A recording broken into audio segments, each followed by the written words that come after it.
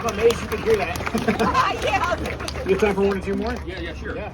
Yes, ma'am. Front row. Yes, ma'am. Okay. My daughter was a 29-year-old nurse who was killed by the Pfizer vaccine. Oh, boy. And I talk to vaccine-injured people every day. They're being ignored. They are hurting.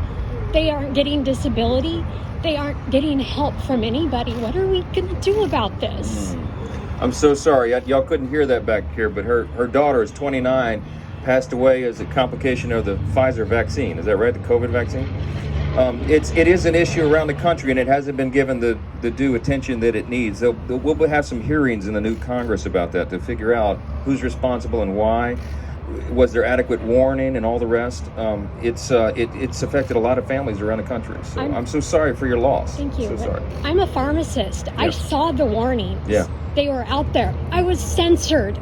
You were censored. I was censored on social media, and my daughter died because of it. Well, she says that some of the warnings were out there, and she tried to share it, and she was censored on social media. That is not a conspiracy theory. That actually happened. You know it did.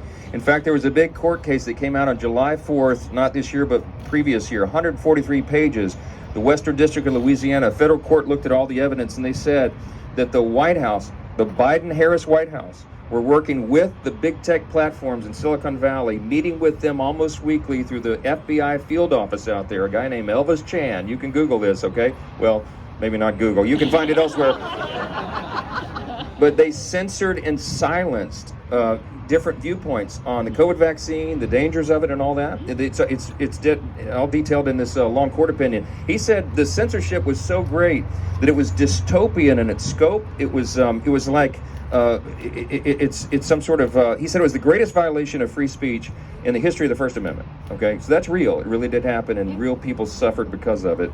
We've got to make sure that people who appreciate and are willing to give their lives to protect our freedoms and the First Amendment and the Second Amendment and all of all of our fundamental freedoms.